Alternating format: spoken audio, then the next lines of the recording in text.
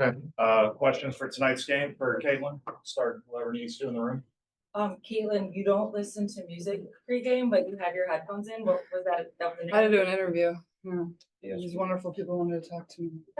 I'm a horrible multitasker, so it's like really hard for me, but I got it done. Caitlin, since you've been in Indiana, have you gotten enough concussions very well? Has she been a part of your Yeah. experience at it? Yeah.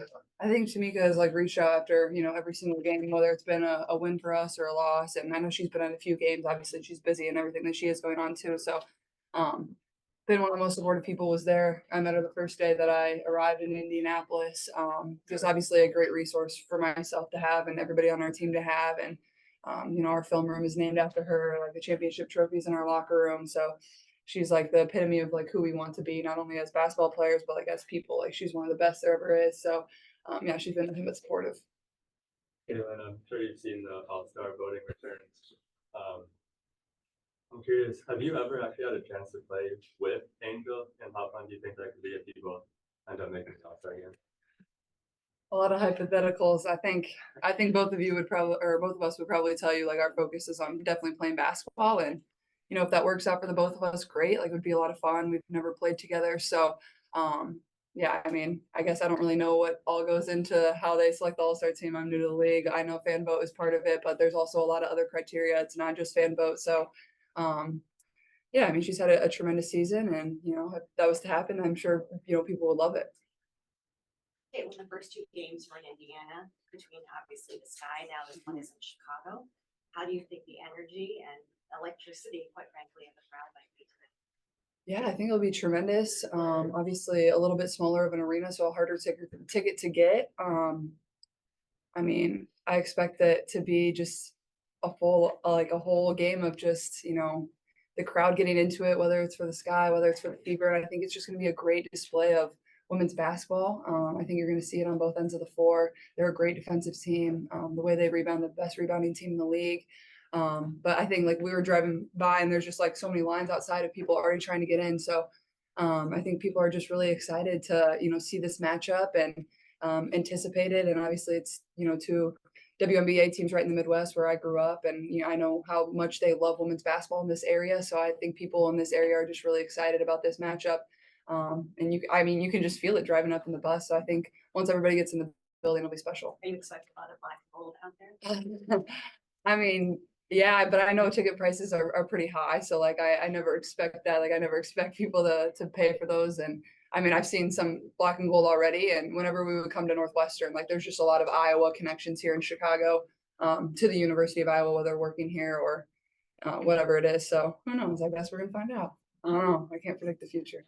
How much fun are games where the crowd is so involved, so energetic for you individually? Like how much do you feed off of that and play into that? Yeah, I mean, I love it. Like I think that can definitely get you going as a player. And I don't know. I mean, I feel like that's kind of been the story for me over the course of the last 2 years, whether I was at Iowa or whether I'm here now. So I don't want to say it's something I'm used to because you never take like these crowds for granted. And but I mean, like when you hit a shot and like the crowd just goes crazy and then you can just kind of feel the energy building and they want you to shoot another one, like maybe that's a poison at times, but it's also really fun. And I think our team feeds off of it really well. I think that's why, we've been able to start playing really well at home. We've been able to string those wins together, and it's also really good for our fans. Like they deserve it too. They're coming out and supporting us, especially when we maybe didn't start the season very great. They continue to show up and sell out our arena every single night. So yeah, I mean, I love it. But what about on like the opposite end when it's like you've got an opposing fan base that's like,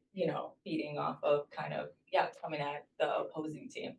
And not just you individually, but like I mean, is that fun to fit into? Or I mean, I guess I feel like we always have a lot of people cheering for us. So I'm not sure if they're always totally against us at times. I guess I hope like basketball is really fun. Like there should be people cheering for both teams. I don't think it should ever be a negative thing. Like I don't think as a player, like I'm not looking for the crowd to be negative toward the other team. Like I don't think there's a place in basketball for that. I think like, cheer for your team. That's great. That's fantastic. But just appreciate the basketball that's on the floor because it's really good. And that's what's going to help this league grow further and further.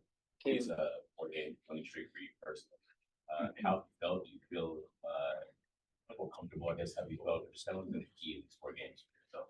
Yeah, I think like confidence is like a huge thing for our team. Like when you're able to string some wins together and, you know, feel some potential of like what we're able to do. And I think you can kind of tell our chemistry is starting to work a little better with one another. We are moving the ball a lot better. We're getting side to side. We're not just making one pass and trying to attack one on one. I think our defense is starting to slowly improve. Our turnover numbers have gone down a little bit. So I think it's just little things. And I think when we're able to hold teams under that 80-point range, we have a really good chance of winning, but also we've been able to score in the 90-point range, which is really good for us. So I think it's just the balance as well. Like we've had multiple people in double figures over the course of this win streak, and it can't just be one player, can't be two players. And then that poses a huge matchup problem for the other teams when we're playing as well. When there's multiple people as a threat, you can't really just sell out on one or two people. So I think all of that combined is just provides a lot of confidence for our team. You know, too more comfortable just like passing reads wise, or just like that's what you've seen in these four. Yeah, I mean, I think my reads have definitely gotten better. I think continuing to find a way to take care of the ball a little bit better. And, you know, a lot of that is like, for myself, I think there's a difference between a good turnover and a bad turnover. So you go back and watch and it's like, it's a good pass to make and maybe it just hit off her hands wrong and went out of bounds, or maybe the defender got a little tip on the ball or whatever it is. So I think just going back and looking at those, but I think you can tell we're a little bit more on the same page. And I think things are starting to slow down for myself a little bit too.